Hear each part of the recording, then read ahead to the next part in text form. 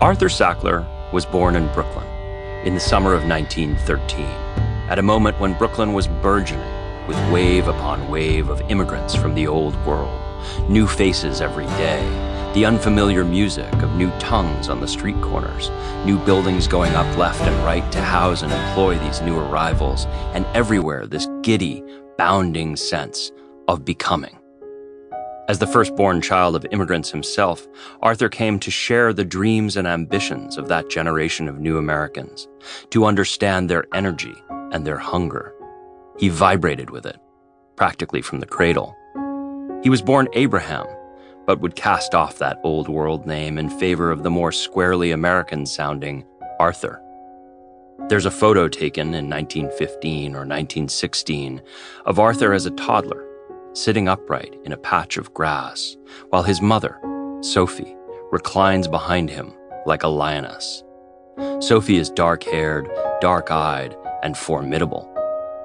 Arthur stares straight at the camera, a cherub in short pants, his ears sticking out, his eyes steady and preternaturally serious, as though he already knows the score. Sophie Greenberg had emigrated from Poland just a few years earlier. She was a teenager when she arrived in Brooklyn in 1906 and met a mild-mannered man, nearly 20 years her senior, named Isaac Sackler.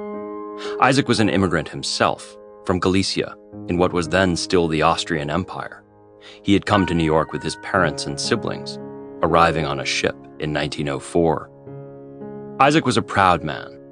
He was descended from a line of rabbis who had fled Spain for Central Europe during the Inquisition, and now he and his young bride would build a new beachhead in New York. Isaac went into business with his brother, operating a small grocery store at 83 Montrose Avenue in Williamsburg. They called it Sackler Brothers. The family lived in an apartment in the building. 3 years after Arthur was born, Isaac and Sophie had a second boy, Mortimer, and 4 years after that, a third, Raymond. Arthur was devoted to his little brothers and fiercely protective of them.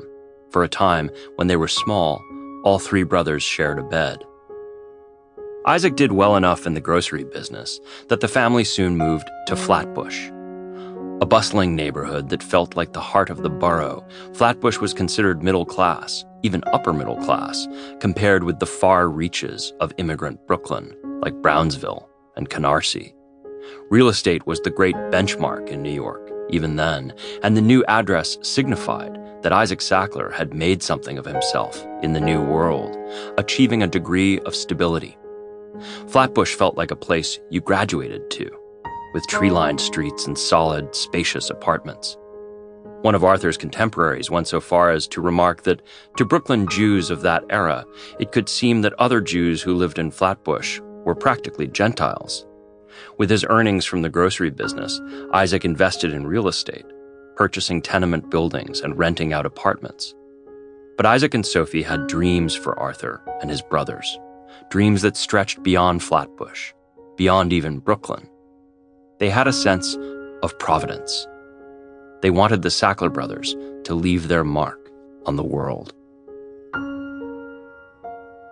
If Arthur would later seem to have lived more lives than anyone else could possibly squeeze into one lifetime, it helped that he had an early start.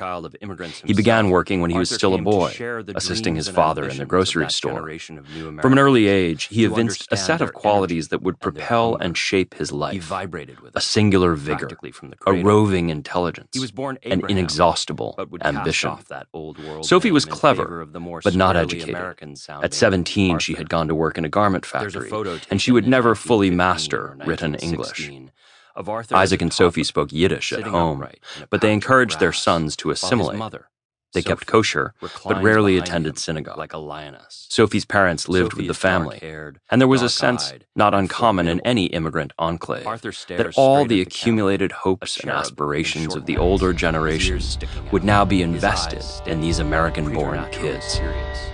Arthur in particular felt the weight of those expectations. He was the pioneer, the firstborn American son, and everyone staked their dreams on him. And met a mild-mannered man on nearly 20 years her senior, named Isaac Sackler.